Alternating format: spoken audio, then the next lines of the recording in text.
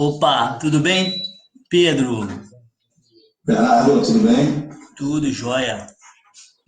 Passando só para poder avisar aqui então, tá? De novo, agradecer sua atenção, informar que a gente já está ao vivo aqui também no Facebook e no Instagram, e a gente queria, na verdade, conhecer um pouco de vocês, né, da sua história, da Leblon, ver se podia contar um pouquinho, apresentar aqui para gente.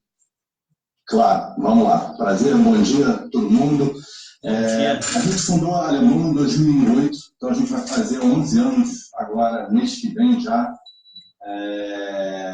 Basicamente, como até o próprio nome da empresa remete, a gente fez questão de ser muito claro qual era o propósito da Leblon, então apenas ações e apenas ações brasileiras. A gente acredita muito no conceito de foco. O nosso mercado de gestão de recursos é bastante competitivo, tem muita gente inteligente, para vocês terem uma ideia, tem mais gestores do que empresas abertas, né? Então, a competição é bastante árdua, e na nossa visão, quanto mais especialista, quanto mais focado a gente for, maior vai ser o nosso diferencial e potencialmente o retorno que a gente pode oferecer para os nossos clientes.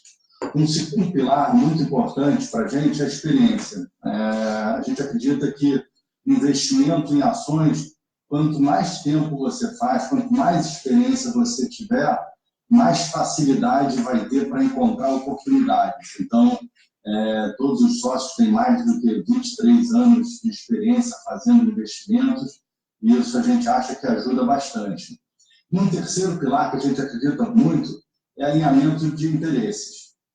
Então, a gente tem uma regra interna onde 50% do patrimônio líquido dos integrantes da Leblon precisam estar investidos nos mesmos fundos que a gente oferece para os nossos clientes. Então, hoje, a Leblon está gerindo 1,5 bilhões de reais, onde por volta de 10% desse montante é dinheiro de sócio.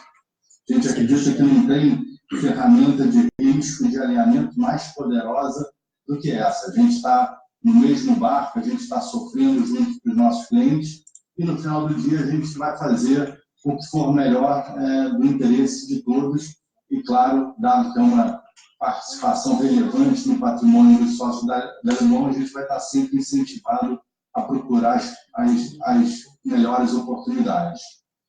Falando um pouco de time, somos 17 pessoas, 5 sócios, então são 4 sócios fundadores, eu, Pedro Sherman, Marcelo Mesquita e Bruno Pereira, e em 2016 a gente trouxe o Marcelo Aguiar como nosso quinto sócio. Os fundos são geridos por 4 gestores, como eu mencionei, com mais de 23 anos de experiência. Eu vou entrar em detalhes um pouco de como a gente está dividido, basicamente por setores, mas eu vou entrar um pouco mais em detalhes. Quando a gente fala de filosofia de investimento, a gente procura investimentos com horizonte de longo prazo, e isso é bastante importante, porque traz uma assimetria temporal muito interessante, dado que a gente não está preocupado ou mirando os próximos 6 meses ou um ano, isso nos dá capacidade de montar posições que vão maturar em 2, 3 anos, e com isso a gente pode esperar, comprar barato e não ter aquela pressão de em meses dar o resultado. Isso acaba nos gerando bastante oportunidade. Todas as nossas decisões são baseadas numa análise fundamentalista, que a gente chama de bottom-up, ou seja, a gente olha caso a caso, empresa a empresa, faz um fluxo de caixa descontado, ou seja, um modelo prevendo receita futura, despesas, traz esse valor justo no presente e compara com o preço de mercado. Então, a grosso modo, se eu entendo que uma empresa hoje deveria estar valendo R$100 em bolsa e ela está valendo 50, ela é uma candidata a entrar no fundo porque tem um potencial de valorização de 50%. E a mesma decisão para desinvestimento também acontece dessa maneira. Então, se a gente tem um preço-alvo de R$100 e a ação evolui e valoriza para 95 ou para 100, 105 reais, eu vou me desfazer dessa posição e procurar novas oportunidades. Então, basicamente, o que faz nós montarmos e desmontarmos as posições são as variações de preço de mercado vis-à-vis o preço-alvo que a gente define para cada uma delas. No nosso processo de investimento, eu acho que um pilar importante também a ser destacado é o que a gente chama de círculo de competência. Então, a Leblon monitora e fica muito próximo de mais ou menos 100 empresas, onde a gente interage frequentemente com os donos dessas empresas, com os administradores dessas empresas, muito para a gente refinar as premissas dos nossos modelos e ter a certeza que a gente está acompanhando e entendendo as evoluções, as mudanças que acontecem ao longo do tempo, porque as empresas são dinâmicas, né? A concorrência é dinâmica, as inovações tecnológicas mudam a cada dia. Então, se a gente não atualizar e acompanhar muito de perto o que está acontecendo com as empresas, aquele preço-alvo que a gente definiu no passado muda constantemente. Então, a gente precisa estar próximo de um número X de empresas e a gente acredita que, para um analista realmente conhecer profundamente uma empresa ou um setor, ele não consegue acompanhar mais do que 10, 12 empresas. Então, por isso que a gente restringe também o nosso universo de empresas para que a gente entenda realmente qual é o valor delas. Legal. Uma última característica que eu acho que também é importante mencionar é que a gente tem uma postura de ativismo colaborativo. O que é isso? A gente não é um acionista passivo que espera as coisas acontecerem, as notícias acontecerem. A gente acredita muito numa postura de sócio. Ou seja, quando a gente decide comprar uma posição numa empresa, a nossa visão é muito mais que a gente está comprando um pedaço de um negócio. E, para isso, a gente se preocupa, a gente interage. É normal a gente indicar conselheiros de administração, conselheiro fiscal, consultivo. A gente acredita que, assim, a gente consegue ter uma visão muito mais clara e próxima da realidade da empresa, da estratégia de longo prazo da empresa. E é isso que nos dá a paciência e a segurança de ficar 5 anos investindo numa mesma empresa. Então, quando a gente olha historicamente, nesses quase 11 anos de fundo, por volta de 10% a 15% do portfólio eram compostos por empresas onde ou os sócios da Leblon Equities eram conselheiros ou a gente indicou conselheiros externos. Atualmente, a gente tem indicação em 2 empresas. Petrobras, então o Marcelo Mesquita, meu sócio, é conselheiro lá indicado pelos acionistas minoritários, e eu e o Pedro Sherman somos conselheiros da Sprint Global, a subsidiária da Coteminas, empresa que faz cama, mesa e banho, material de cama, mesa e banho. Legal. Quando a gente olha o histórico do fundo, a gente se orgulha bastante, dado que foi um ambiente, nos últimos 10 anos, bastante desafiador para a Bolsa. Vocês vão se lembrar que o histórico de taxa de juros sempre foi muito alto, e aí fica muito mais desafiador investir em renda variável. Mesmo assim, a gente conseguiu dar 16,2% ao ano, já líquido de todos os custos, contra 6,9% do Ibovespa e 10,1% do CDI. E a gente mostrou um retorno bastante consistente, sendo melhor do que o Ibovespa em 9 desses 10 anos completos.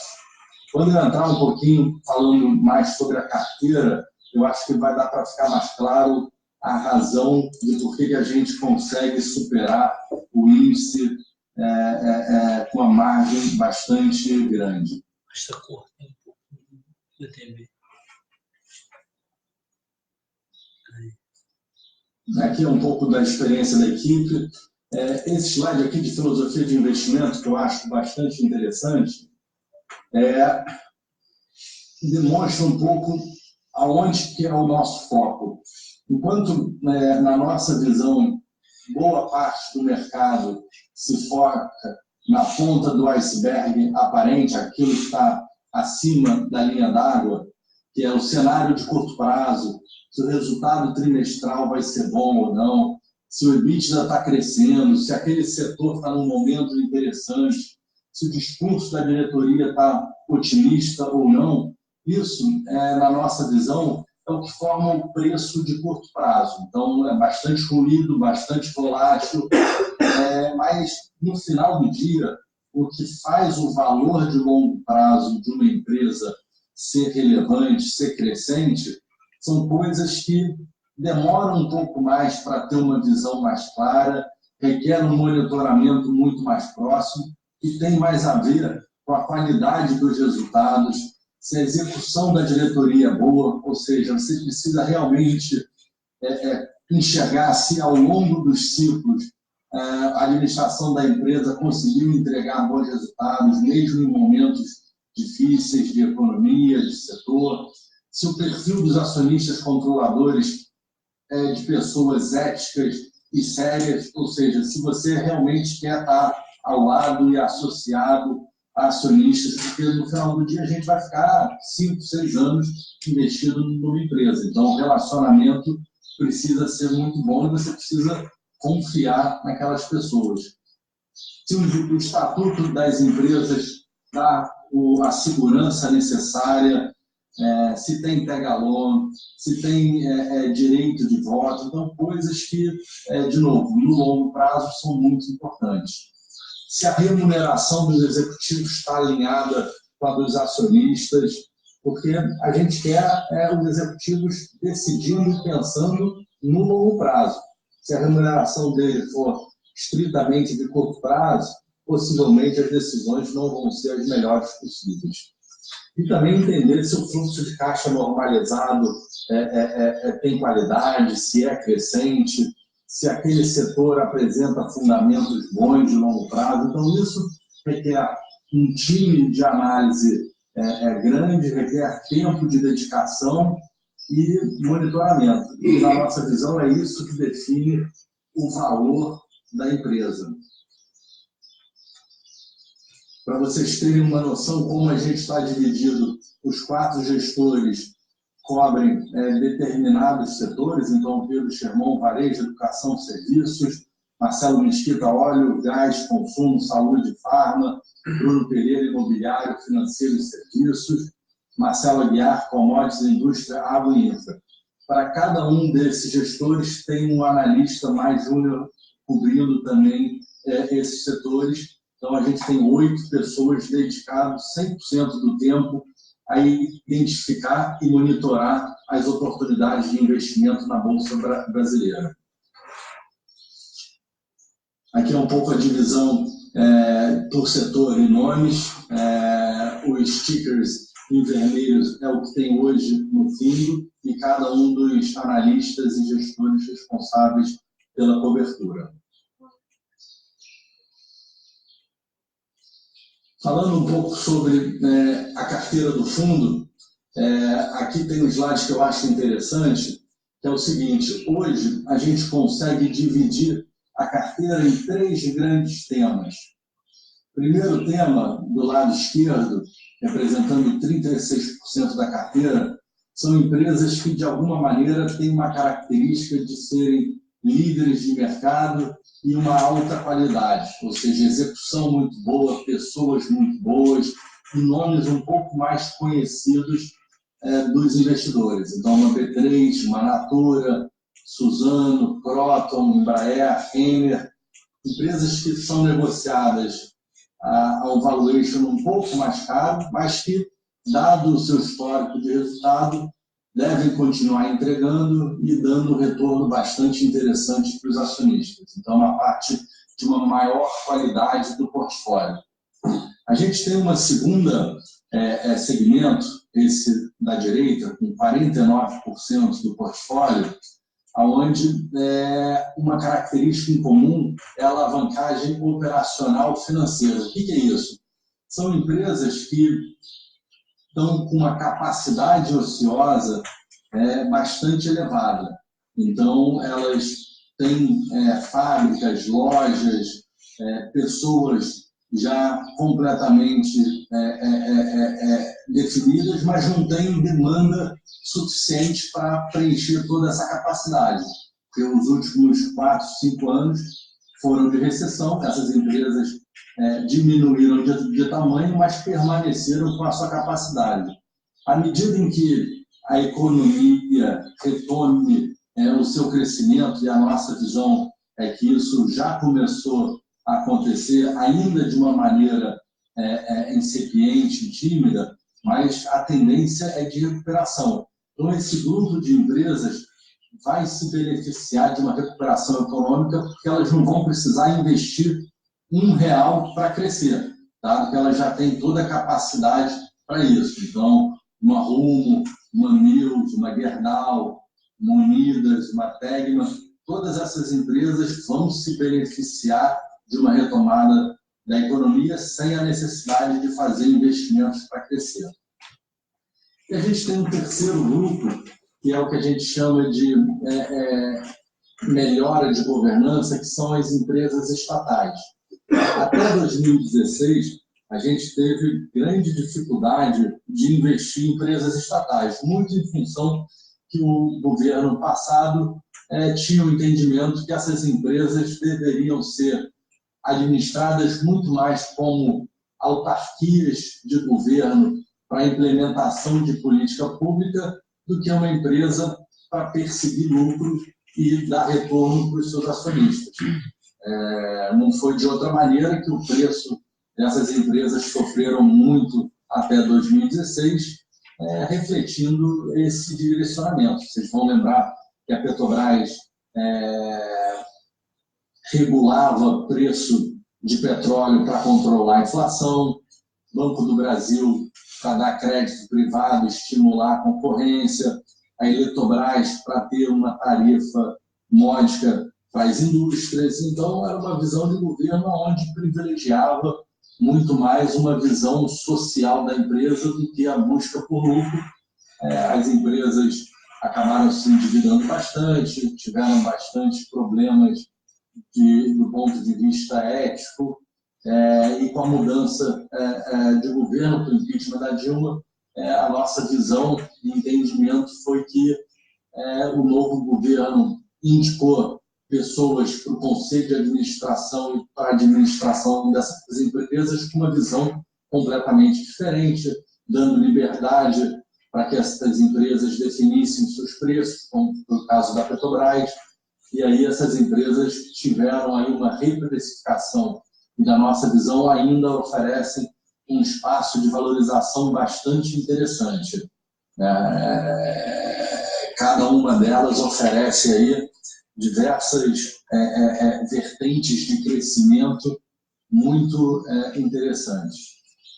Uma outra maneira de olhar a carteira, e aí quebrando entre as 10 maiores, para vocês terem uma ideia de posição, atualmente o B3 é a nossa maior empresa, com 7% do portfólio, seguida de Petrobras, depois Light com 6%, Banco do Brasil com 5%, Brasil Foods também com 5%, Natura, Hipermarket, Suzano, Rumo e Via Varejo. Essas são as 10 maiores posições.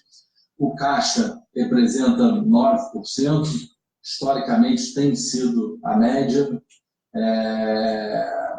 A oscilação do tamanho do caixa vai variar de acordo com investimento e desinvestimento. Então, quando a gente desinvestiu alguma posição, o caixa temporariamente vai estar um pouquinho mais alto, e quando a gente está investido, ele vai estar um pouquinho mais baixo, e sempre tendo uma gordura para a gente se aproveitar de determinadas oportunidades. E, geralmente, como é que vocês aplicam esse caixa? Geralmente, título público, algum fundo de renda fixa, algum tipo?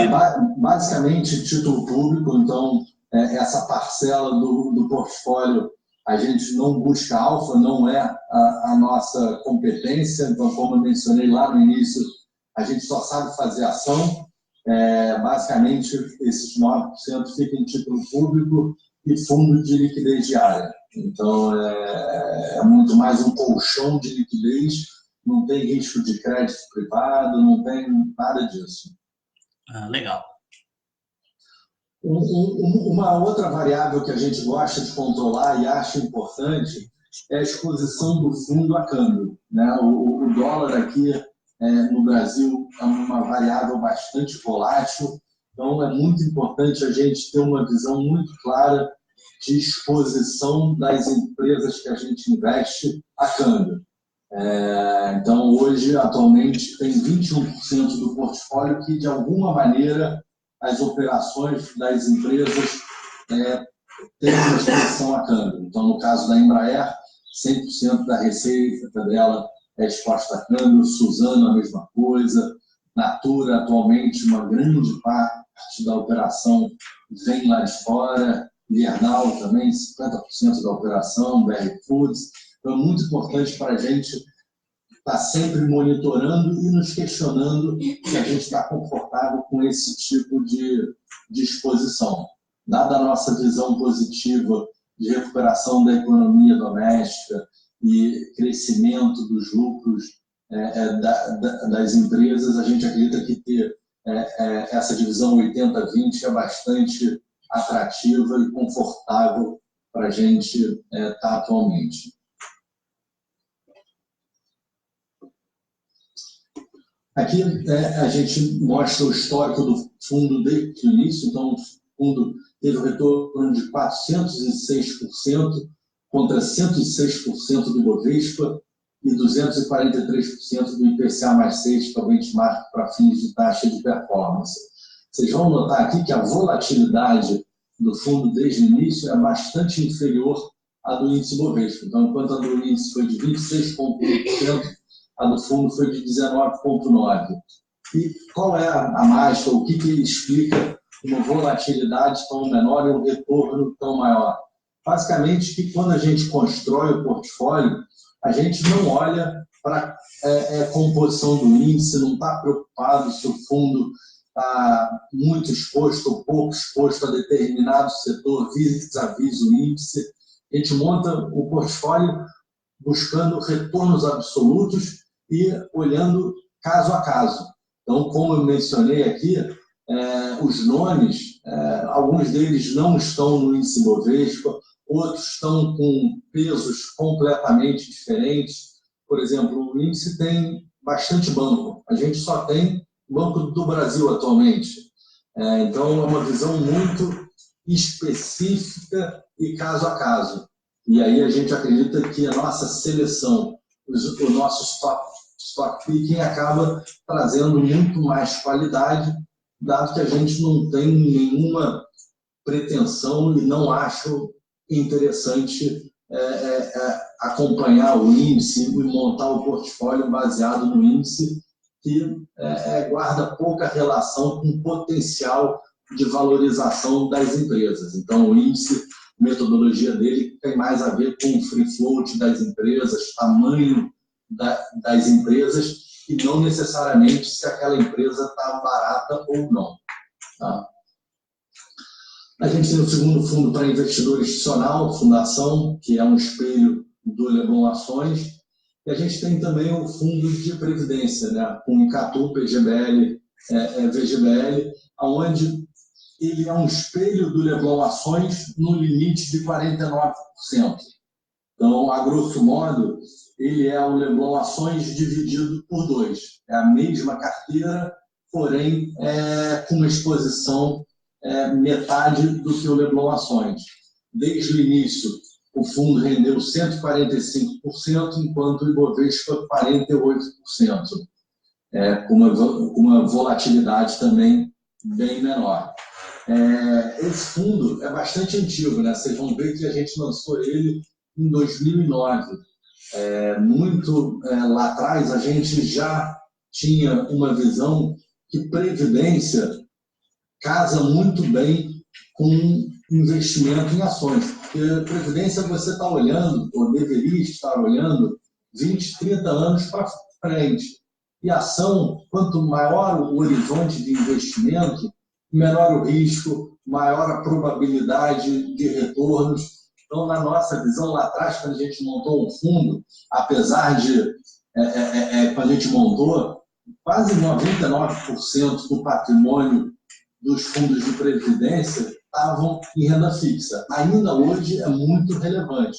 Já está tendo uma migração muito forte, mas ainda é impressionante como os investidores preferem e acabam tendo uma parcela preponderante do seu investimento de longo prazo em produtos mais conservadores, de liquidez muito baixa e risco muito baixo. Então, a gente acha que é uma tendência a gente ter uma migração para produtos de um pouco maiores riscos, mas também com uma rentabilidade melhor.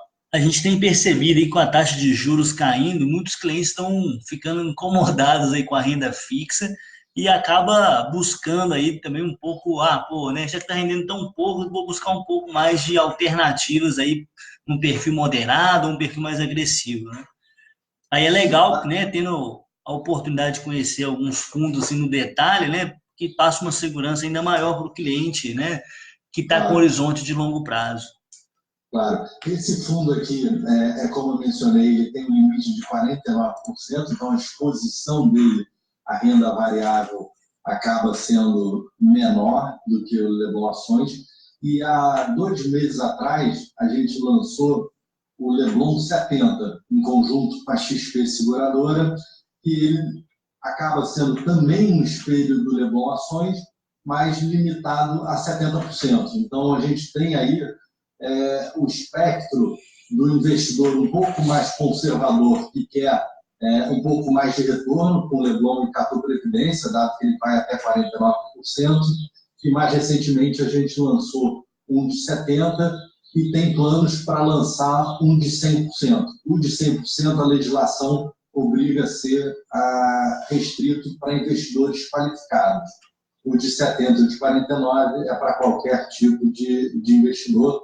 E, sem sombra de dúvidas, a gente tem notado e sentido e acha que é uma tendência que cada vez vai ficar mais forte de uma migração dos produtos mais conservadores, mais de renda fixa, para veículos que tenham uma rentabilidade. É claro que, para o investidor, é preciso ficar claro que essa rentabilidade vem com um aumento também de risco e de volatilidade, dado que renda variável é volátil, o preço de mercado varia dia a dia, mas que no longo prazo, e eu vou mostrar isso aqui no slide na frente, quanto mais tempo o cotista fica investido, maior é a probabilidade, maior tem sido o retorno dele ao longo do tempo.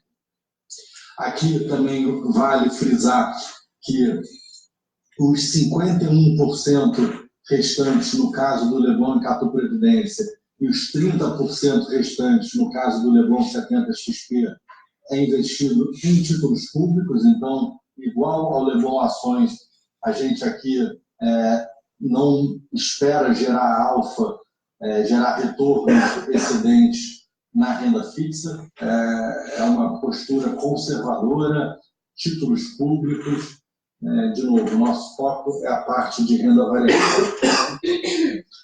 E aqui, como eu mencionei, a gente fez um estudo onde a gente pegou janelas móveis de 12 meses. Então, todo dia a gente olhou 12 meses para trás e viu o retorno daquele investidor que entrou naquela janela. Então, 73% das amostras em um ano, o cotista foi melhor, o fundo foi melhor do que o Ibovespa. À medida em que a gente cresce essas janelas para 2, 3, 4 anos, essas amostragens crescem de superação. Quando a gente passa de 5 anos, 100% dos investidores estão melhores do que o índice Ibovespa. Então, aqui é para frisar que investimento em renda variável, em bolsa, deveria estar atrelado a uma visão de mais longo prazo. Então, o investidor tende a ter menos risco, a ganhar mais quando ele se dispõe a ficar por um período maior, porque aqui a explicação é que os casos vão ter maturações de médio e longo prazo, vão acabar demorando, e o gestor vai conseguir utilizar todo o seu expertise de identificação de oportunidades em janelas maiores. Porque quando você olha períodos muito curtos, tem aí um componente de sorte muito grande. Então, as coisas acontecem aleatoriamente em janelas muito curtas. Quando você expande, o fundamento das empresas e dos negócios é que tende a prevalecer.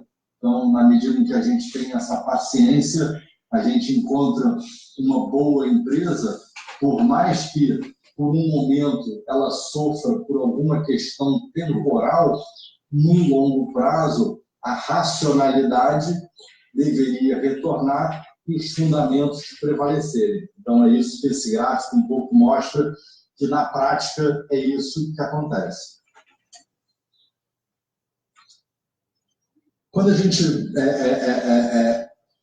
tenta demonstrar o que é padrão de portfólio, eu acho que é muito interessante esse slide. Isso foi o que aconteceu no fundo, nesses quase 11 anos, e que a gente espera que continue para o futuro. Então, é um fundo que vai ter entre 15 e 25 empresas, atualmente tem 23, 24. A exposição variou entre 80% e 95%, sendo a média 90%, 91%. Então, é um fundo que fica a maior parte do tempo exposto à renda variável, né? A gente entende que o nosso mandato, o nosso objetivo é encontrar as melhores oportunidades em bolsa. Se o cotista e o cliente estiver mais conservador ou avesso a risco, a gente entende que ele é que deveria praticamente tomar a decisão de realocar o portfólio dele, né? O nosso mandato é estar sempre investido e encontrando as melhores oportunidades. O prazo de investimento, ou seja, quanto tempo que a gente permanece investido numa empresa, em média, foi de 2 anos e meio. E aqui, como toda média, tem as suas distorções. Tem empresas como Lojas Renner e Springs Global, que a gente está há 9 anos, e tiveram empresas que maturaram, ou seja, o preço-alvo foi alcançado rapidamente, e em 6 meses a gente se desfez da posição. Então, como eu havia mencionado, a gente procura ser bastante disciplinado em relação às nossas decisões. Então, se a gente entende que uma ação vale R$20, ou deveria estar valendo R$20, e o mercado está precificando já os R$20, a gente vai vender, vai manter um certo caixa no primeiro momento e vai procurar novas oportunidades. Em termos de característica de empresa, como ficou demonstrado naquele slide do nome das empresas, a gente não tem restrição e nem preferência em relação a um determinado setor, tamanho, característica. A gente tem desde empresas estatais, empresas um pouco menores e menos líquidas, e empresas maiores e de melhores qualidades. A gente gosta muito de diversificar, ou seja, ter histórias mais diversas possíveis e que tendem a se beneficiar independente do cenário. Então, a Leblon é um fundo em que a gente não aposta em um único cenário, ou seja, eu acho que vai ter uma recuperação da economia, vamos ter 100% do portfólio voltado para empresas domésticas. Não, a gente tem uma Suzano, a gente tem uma Embraer, a gente tem uma Gerdau, a gente tem empresas que até vão se beneficiar de um cenário adverso. Então, a gente gosta muito desse conceito de diversificação e naturezas das histórias que a gente investe. Então, a gente espera ter maturação de casos de investimento em diversos cenários e momentos. Atualmente, quando a gente olha a fotografia do fundo, 82% dele estão em empresas que a gente considera large caps, então empresas grandes, líquidas, e 18% de empresas um pouco menores. Aqui, só para ficar claro, o fundo tem uma regra de liquidez interna aqui da gestora, onde eu não posso ter um fundo muito exposto a empresas de menor liquidez, porque é um fundo que precisa pagar resgates. Então, mensalmente, é um fundo aberto, eu preciso estar pronto para, eventualmente, pagar resgates. Então, a gente tem uma regra de liquidez que me limita o tamanho em que essas empresas menores podem ser do fundo como um todo. Quando a gente fala de tamanho de posições, elas variam de 2% a 10%, sendo 2% as empresas menores, seja porque a gente está montando a posição, ou seja por questão de restrição de liquidez. E as maiores têm por volta de até 10%. As 5 maiores normalmente representam entre 35% e 40% somadas. Tá?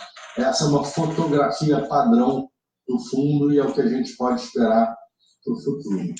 Quando a gente fala de gestão de risco, basicamente a gente tem 3 métricas. Margem de segurança, então isso aqui é uma coisa mais qualitativa.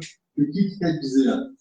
Nas nossas premissas e nos nossos inputs para a gente definir o preço-alvo dos negócios, ou seja, nos modelos de fluxo de caixa descontado, a gente sempre vai usar números mais conservadores do que a gente imagina no nosso cenário base. Então, se eu acho que uma empresa vai crescer 5% ao ano, eu vou colocar 3%. Se eu acho que a margem bruta de uma empresa pode ser 40%, eu vou usar 36%, 35%.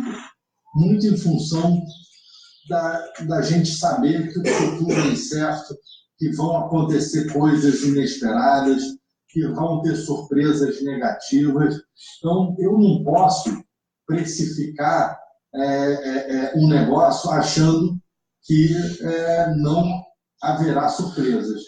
E como eu sei que eu vou estar errado em alguma premissa ou alguma coisa nova vai acontecer, eu preciso ainda assim ter uma gordura, uma margem de segurança. Então, todos os nossos modelos e nossos fluxos de caixa são bastante conservadores para justamente a gente ter essa margem de segurança e mesmo a coisa não indo na direção que a gente espera, ainda assim aquele negócio se mostrar interessante e ter um potencial de valorização. A minha segunda regra de gestão de risco é a de liquidez. Então, a gente precisa ser capaz de liquidar metade do fundo. Então, eu conservadoramente admito que metade dos meus clientes vão pedir resgate em um único mês, e aí o meu fundo tem que estar preparado para gerar essa liquidez. Então, isso acaba limitando o tamanho de cada posição, porque eu faço esse cálculo utilizando a média negociada das ações dos últimos 3 meses. Tá? É bastante conservador, porque, de novo, eu estou assumindo que metade dos meus clientes vão sair de uma única vez. Quando a gente olha historicamente, esse número não chegou a 7%, 8% num único mês. Mas, de novo, a gente entende que é bom ser conservador aqui também. E eu tenho uma última regra, que é de concentração. Eu não posso ter um único papel maior do que 10% a custo. Então, não posso montar uma posição que represente 11%, 12%, 13% ou mais por cento do fundo.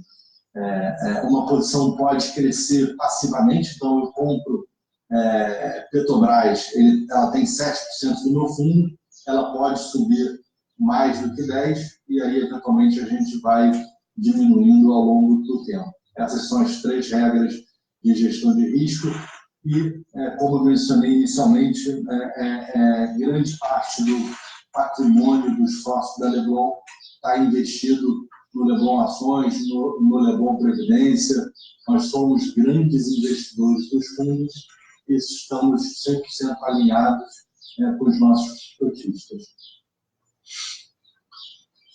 Aqui é um gráfico histórico de fatores de risco, então a gente entende que commodities é uma coisa cíclica e importante a gente monitorar. Então, historicamente, o fundo nunca teve uma exposição maior, e aí, a partir de 2017, a gente teve com Suzano, a mesma coisa, exposição estatal, como mencionei, até 2016, raramente a gente teve alguma coisa, e aí a gente começou a ter Petro, Eletro, Semig, aqui a evolução do caixa e o market cap das empresas.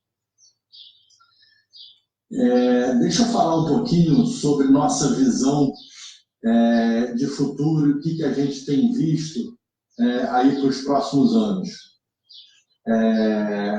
Tem aqui um slide bastante interessante de por que a gente entende que atualmente é um momento bastante interessante para ter exposição à ação. Basicamente, a gente está saindo da pior recessão da história brasileira. Então, de 2013 a 2016, a economia sofreu barbaramente, muito em função de questões de incerteza política, de intervenção governamental em diversos setores, fazendo com que o número de pessoas desempregadas crescesse barbaramente. Hoje a gente tem 13 milhões de pessoas.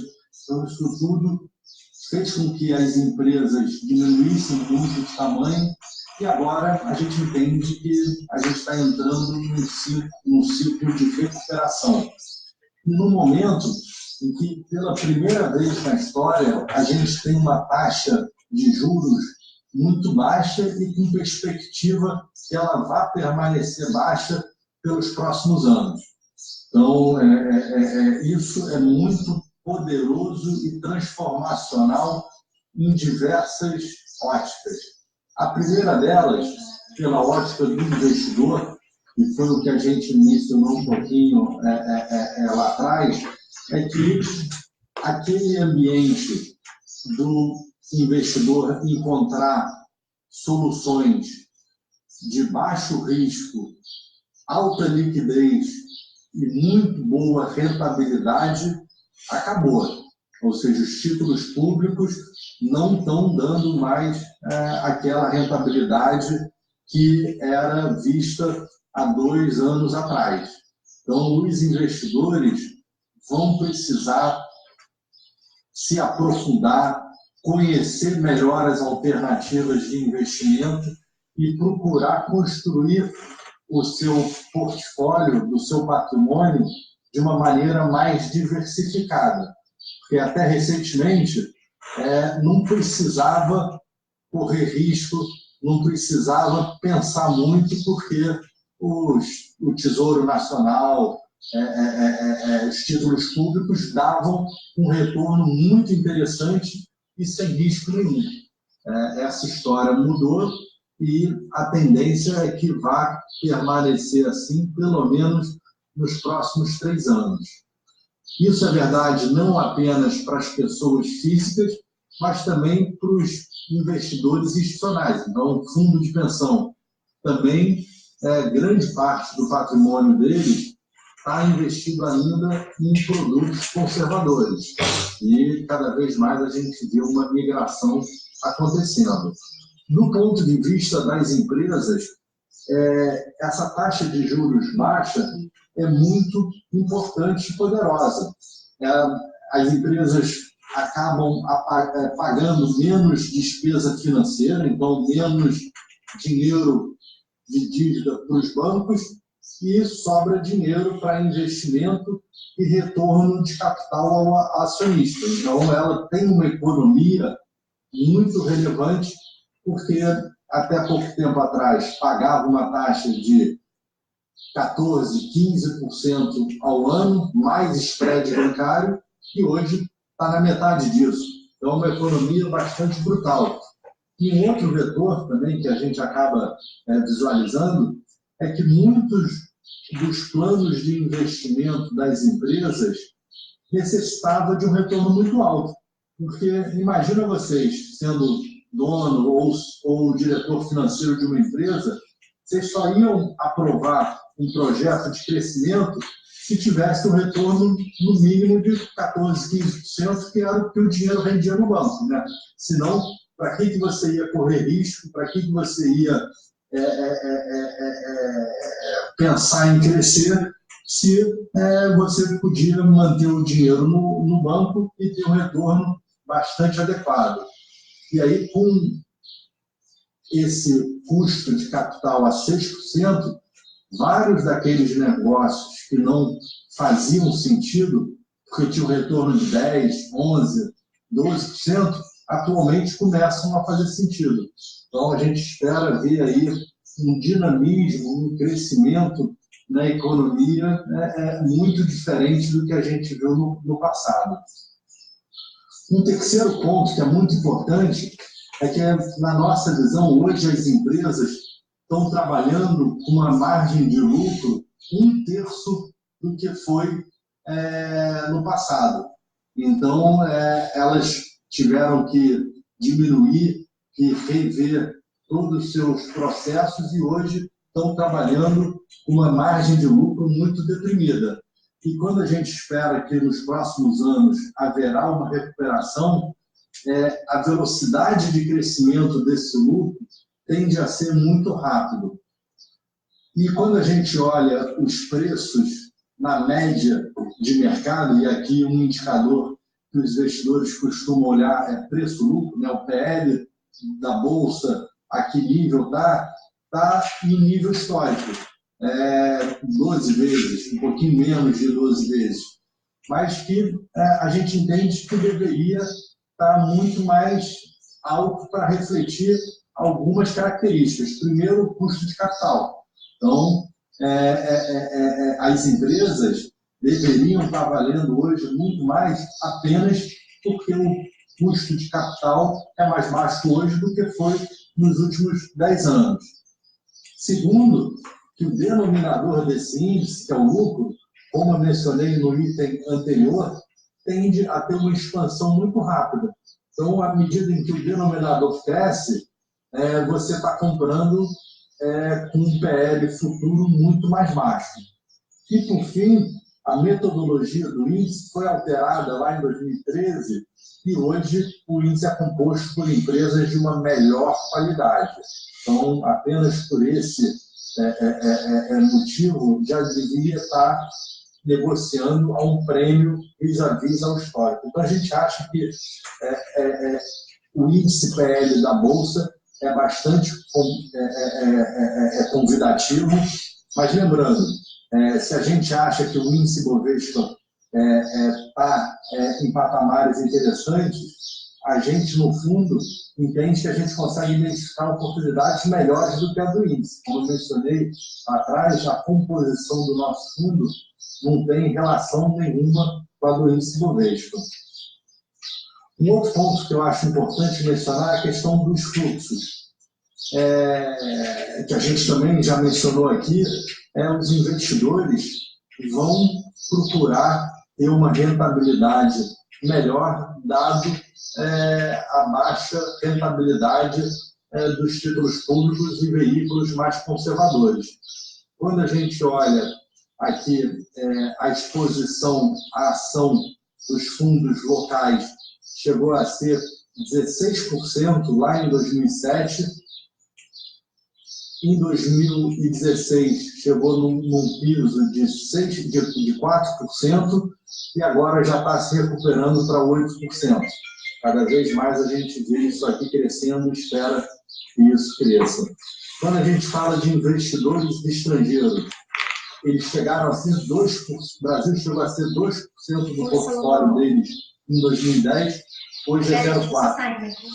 Os investidores de mercado emergente chegaram a ter Brasil nos seus portfólios representando 16%, hoje apenas 6%. A mesma coisa com os fundos dedicados a BRICS, chegaram a ser 25%, hoje 15%. América Latina, Brasil chegou a ser 66%, hoje é 53%. Então, a exposição média dos investidores estrangeiros à Bolsa brasileira é muito baixa e tem aí um potencial de crescimento muito alto quando a gente leva em consideração que o ciclo da economia mundial, quando a gente fala Estados Unidos e Europa, parece que está no início de um declínio, enquanto a gente está completamente descasado e está numa recuperação cíclica. Então, possivelmente, se a gente fizer o dever de casa, se a gente fizer as coisas corretamente, o Brasil pode ser um atrator de capital estrangeiro. Só mais uma dúvida aqui, você acredita que o Brasil pode andar um pouco descorrelacionado aí com o mercado externo, descolar um pouco aí do que se espera da posição mundial? No médio prazo, sim. Eu acho que num primeiro momento, muita gente pergunta a Argentina, a guerra comercial, China, Estados Unidos, o quanto afeta o Brasil, etc. Na nossa visão, num primeiro momento, afeta todos os mercados.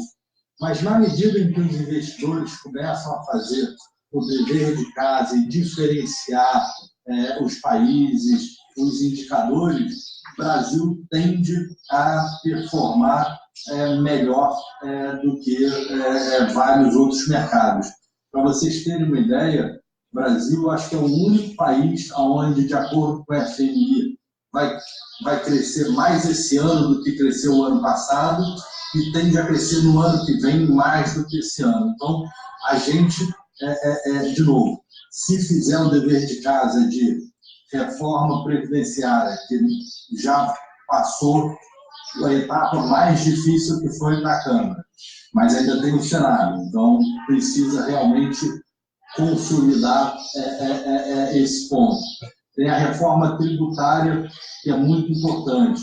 Tem o processo de privatização e concessões públicas, que também tende a atrair bastante dinheiro lá de fora e de longo prazo. Então, a gente acredita que realmente a gente pode descolar, apesar de, num primeiro momento, trazer alguma volatilidade e eventuais perdas de curto prazo num primeiro momento. Excelente. Deixa por último aqui mostrar um slide para vocês que a gente gosta muito e que às vezes a gente aqui no Brasil acaba perdendo um pouco a noção da magnitude dos movimentos de bolsa pós algumas rupturas políticas. Então, aqui esse gráfico é o Bovespa em dólar nos últimos 60 anos. Após o golpe militar, o mercado subiu 12 vezes. Então, aqui para a gente ver a magnitude das correções. Com a exaustão do regime e o fim da ditadura, a Bolsa subiu 16 vezes. Com o impeachment do Collor, a Bolsa subiu 30 vezes. Na eleição do Lula, não sei se vocês vão lembrar, mas o índice Bovespa estava $2 mil. Chegou a $38 mil, então 19 vezes. E a gente entende agora que com o impeachment da Dilma, a gente pode estar num desses momentos de mudança de regime. Até hoje o índice subiu 3 vezes em dólar, então algumas pessoas se questionam, mas já subiu muito, será que eu não vou estar entrando numa janela já pagando caro? A gente entende que ainda é o começo de um processo e se o passado pode nos indicar alguma coisa, a gente viu aí variações da ordem de mais de 10 vezes. É claro que com volatilidade, então não é aqui um elevador subindo constantemente, mas quando a gente pega janelas de 10 anos, é o tipo de movimento que a Bolsa brasileira mostrou, e de novo, num ambiente que para a gente parece que no passado foi muito mais desafiador do que os próximos 5, 10 anos serão. É claro que a gente não sabe o dia de amanhã, mas dado todo o discurso da equipe econômica, dado todos os passos que estão dando para uma redução da intervenção governamental de um tamanho menor do Estado, isso para as empresas, para a iniciativa privada, tende a ser muito positivo. E a Bolsa nada mais é do que um termômetro da economia, das empresas, da performance das empresas. Então, toda essa questão de desburocratização, de simplificação, tende a gerar ganhos muito expressivos para as empresas e para o crescimento delas e, consequentemente, no reflexo do valor delas. Então, a gente está bastante otimista. De novo, é claro que a composição do portfólio procura ter ideias que vão se beneficiar independente do cenário, até porque a gente não tem bola de cristal e não sabe muito bem quando que essas coisas acontecerão. Acho que o portfólio está bastante adequado para se beneficiar aí de uma retomada da economia.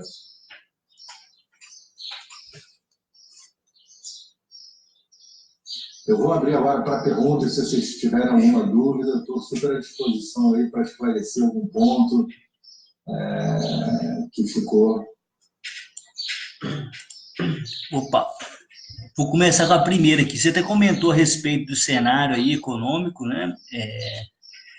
E assim, tem alguma estratégia que vocês utilizam aí para curto prazo, tem alguma ou realmente 100% a longo prazo? Tem uma estratégia sua para curto prazo para se proteger de uma volatilidade maior? Ou realmente não? Realmente o objetivo é ter um posicionamento de longo prazo e confiar no posicionamento, na estratégia, e que as empresas vão se perpetuar aí, né? E no longo prazo que vai acontecer a eficiência do valuation. Uma ótima pergunta.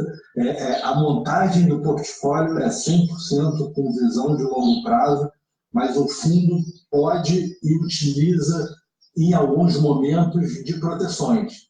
Então, até para a gente ter o conforto de estar exposto, mas, eventualmente, se a gente tiver alguma questão de curto prazo, como foi em 2018. 2018, com as eleições, a gente passou grande parte do ano protegido. Então, o fundo compra opções de venda de índice Bovespa, de Petrobras, puts, basicamente para proteger o portfólio, porque na nossa visão, naquele momento, quando a gente olhava 2, 3 anos pós-eleição, a gente achava que as empresas iriam estar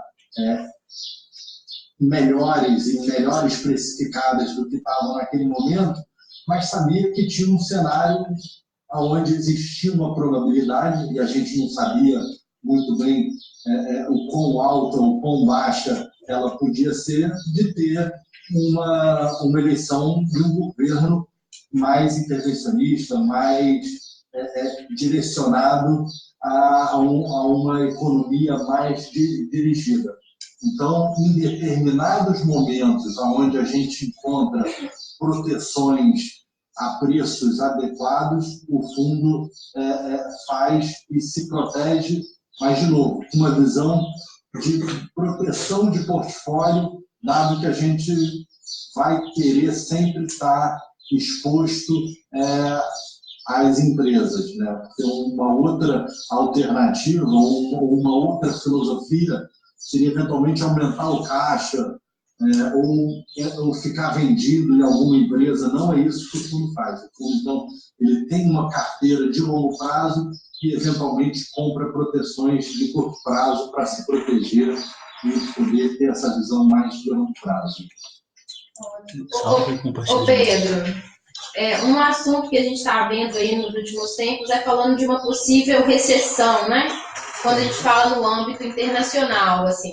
Como que o fundo está enxergando, o que a gente acha que vai poder estar repercutindo no Brasil e como que a gente está se posicionando para poder estar protegendo o fundo nessa questão aí de uma possível crise internacional? Esse é um ponto que cada vez mais a gente tem visto esse temor, seja pela guerra comercial, que também tende a eventualmente acelerar esse processo. A nossa visão é que a gente não vive numa ilha. Então, num primeiro momento, o mercado tende a sofrer um pouco, mas numa magnitude muito menor. Porque, como eu demonstrei hoje, a participação dos investidores estrangeiros em bolsa é muito baixa. Então, a gente entende que um eventual incremento da participação deles em termos relativos a Brasil vai mais do que justificar uma aversão a risco abrangente. Então, se a gente fizer o dever de casa em colocar todos os programas de concessão que o governo já anunciou, de fazer as privatizações que o governo já anunciou, o país pode se tornar um polo atrator para os investidores, procurando retornos que nos países mais desenvolvidos vão estar num ciclo oposto ao nosso, ou seja, de desaceleração, eles vão estar procurando alternativas de crescimento.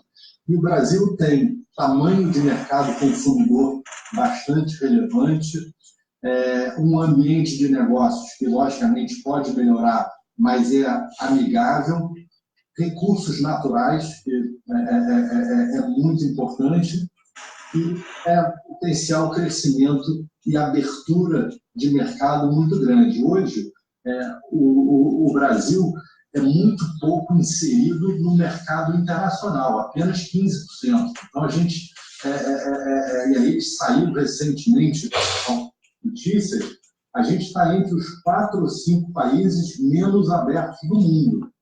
E o Paulo Guedes, ministro da Economia, já determinou que essa é uma área que a gente precisa crescer.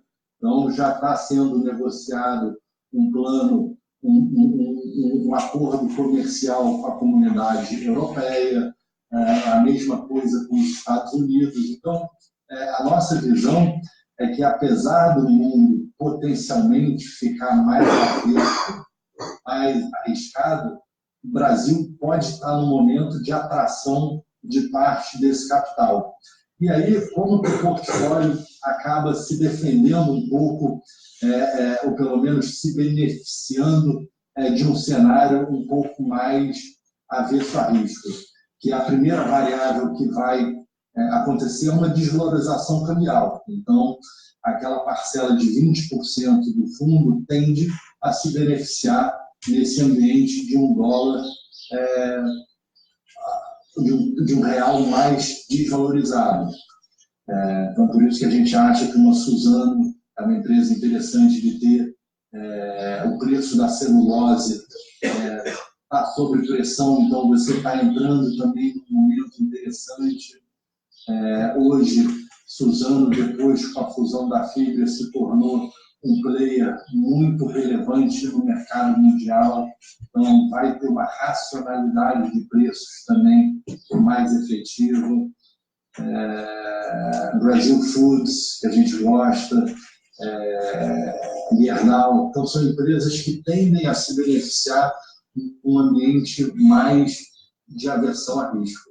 Mas, de novo, a gente acredita que, no primeiro momento, as pessoas vão perder um pouco essa visão do fundamento, mas, em algum momento, no médio prazo, isso retorna e aí o Brasil se torna um potencial atrator de capital. Legal. Mais uma dúvida aqui é o seguinte: desses produtos, né, dos fundos de investimentos disponíveis hoje, que estão na plataforma da XP, é o Leblon de Previdência, né? Isso, que é o 49, limite de 49, Leblon e Catu Previdência. Tem o Leblon 70 Previdência. Na XP mesmo, né? Segurador. Na XP mesmo. Tem 2 meses e está indo super bem, então é super recente. E o histórico dele guarda muita correlação com os 49, né? De novo, é a mesma carteira, mas mais exposto. e o Leblon Ações FIA, que é o nosso fundo principal, que existe desde 2008, também está disponível.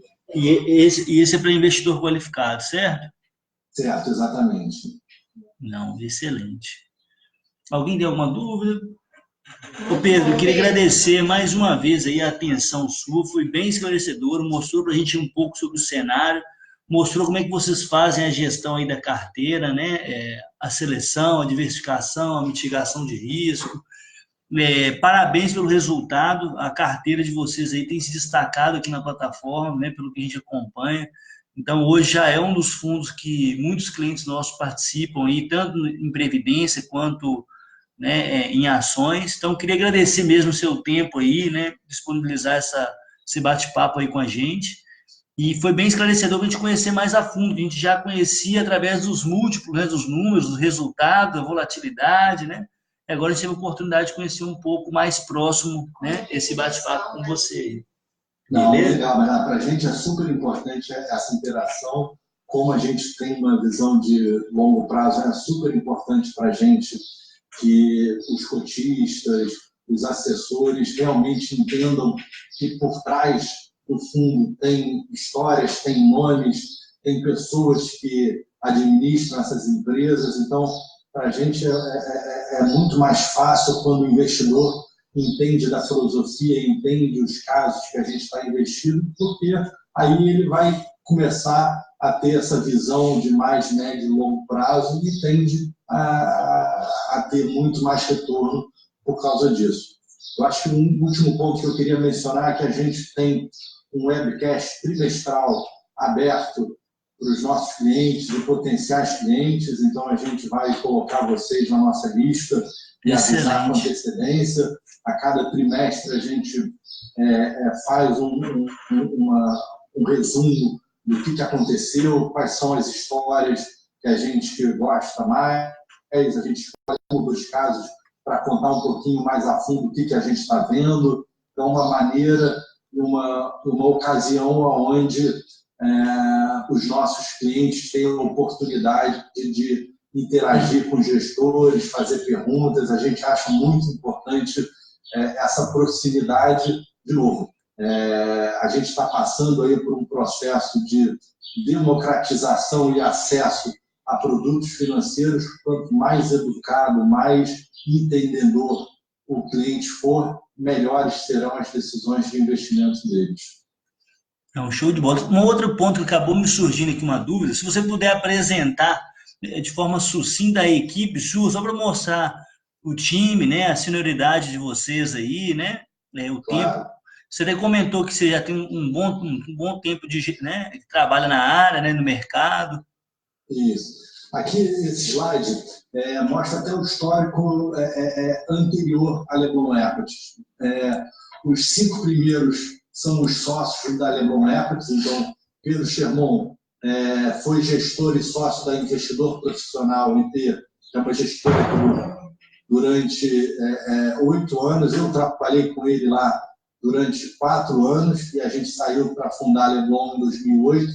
Marcelo Mesquita trabalhou por muito tempo no Banco Garantia, depois no UBS Pactual, onde ele trabalhava com Bruno Pereira e se juntou a gente no início da Leblon para montar a Leblon. Esses são os 4 sócios fundadores.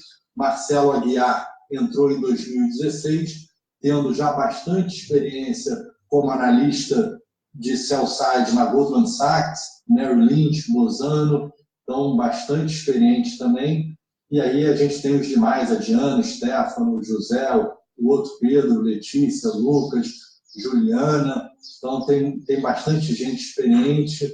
E, de novo, a gente tem uma empresa focada em investimentos. Então, grande parte da equipe é dedicada a analisar, identificar e monitorar empresas.